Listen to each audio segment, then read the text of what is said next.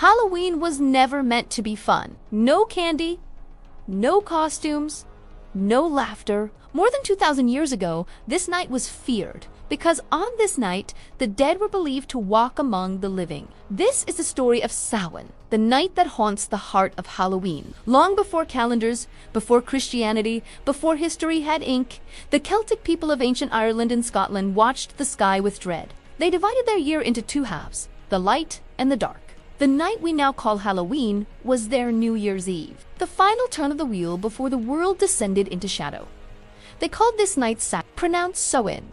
It marked the end of the harvest, the death of the old year, and the beginning of the long, cold winter.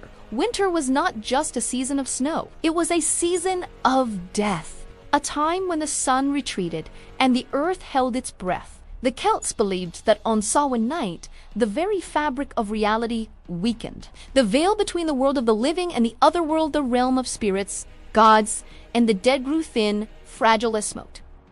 This was a time of cosmic instability. The border separating our world from theirs dissolved, allowing spirits to cross over. Ancestors were thought to return home, drawn by the warmth of the hearth and the memories of those they left behind. But they were not alone. Alongside the cherished dead came things that were never human. Ancient spirits that wandered the land, shadows that whispered forgotten names, and entities that slipped through unseen cracks between worlds. Not all who crossed were benevolent. To survive this night, the Celts lit massive bonfires on hilltops, great pyres that blazed against the encroaching darkness. These fires were not for warmth. They were for protection. Fire was a sacred element, believed to have the power to purify, to heal, and to repel evil spirits. Entire villages would gather in silence around these bonfires, watching the flames consume the sacrifices offered to the gods and spirits. Animal bones were cast into the blaze, a practice that some say gave rise to the name bonfire. The firelight danced, casting long, distorted shadows across the hills. And in the flickering light, the line between what was real and what was imagined blurred. The people wore costumes and masks fashioned from animal skins and heads. This was not for celebration. It was for camouflage. It was a desperate attempt to hide from the spirits that roamed the night. The belief was that if malevolent entities came looking for the living should not look human. By disguising themselves as animals or otherworldly beings, they hoped to deceive the spirits and pass unnoticed. Children were kept indoors, forbidden to wander. Names were not spoken aloud, for to speak a name was to give a spirit power over you. Doors and windows were marked with symbols of protection, crude sigils meant to turn away anything that might seek entry. It was widely believed that the dead, both ancestors and otherwise, traveled from door to door. You could hear them on the wind, a faint scratching at the threshold. If you welcomed them, offering food and drink, you were spared their wrath. If you refused, misfortune would surely follow. Crops would fail, livestock would die, illness would creep into the home. This ancient tradition of appeasement is where the idea of trick-or-treat truly began. Not as a playful game for children demanding candy, but as a dire warning from the other side. Provide a treat or suffer a trick. Acursi.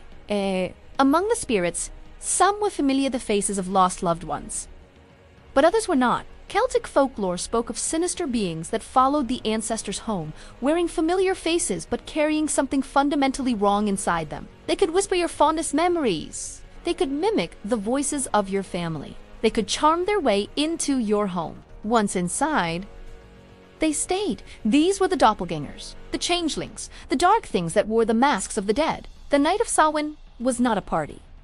It was a vigil. It was an ordeal to be endured. People stayed awake until the first light of dawn, huddled together, guarding the fires, watching the impenetrable darkness beyond the hills. Sleep was a luxury they could not afford. For two, sleep was to become vulnerable. If the communal bonfire went out before sunrise, all protection was lost. The village would be at the mercy of whatever lurked in the night. Centuries later, the Roman Empire conquered the Celtic lands. The Romans, practical and ever efficient, brought their own traditions. They observed two festivals in late autumn, Feralia, a day to commemorate the dead, and another to honor Pomona, the goddess of fruit and trees. Over time, these Roman customs merged with the Celtic rites of Samhain. The fear began to soften. The stark, terrifying rituals started to change, becoming more of a harvest festival, but the core of the night, its connection to the dead and the darkness, remained. Then came a new power, one that sought to conquer not with swords, but with faith. Christianity spread across Europe, determined to erase the pagan ways. The church was clever. Instead of forbidding the old festivals, it co-opted them. In the 8th century, Pope Gregory III moved the celebration of All Saints' Day, a day honoring Christian martyrs, to November 1st. The night before, October 31st, became known as All Hallows' Eve. The name changed. The bonfires were sometimes blessed by priests, but you cannot erase fear simply by renaming it. The night remembered what it was. The old beliefs persisted, woven into the new faith like threads of shadow in a golden tapestry. Today, Halloween is bright. It is colorful. It is commercialized and sanitized. It is safe. We dress our children in cartoon costumes, we give them candy, and we tell them stories of friendly ghosts. But underneath the plastic masks and sugary treats, the ancient night is still there. You can feel it in the chill of the autumn air. You can see it in the shadows that lengthen as the sun sets. The thinning of the veil, the echo of an ancient fear, the memory of fire on the hills and the things that walked in the darkness. Halloween was never meant to be fun. It was a reminder, a solemn acknowledgement that for one night a year, the border between worlds dissolves. The dead return, and not everything that comes back should be welcomed. The next time you carve a pumpkin or put on a mask, remember the true face of this night. Remember the fear, because the darkness is patient, and it remembers you.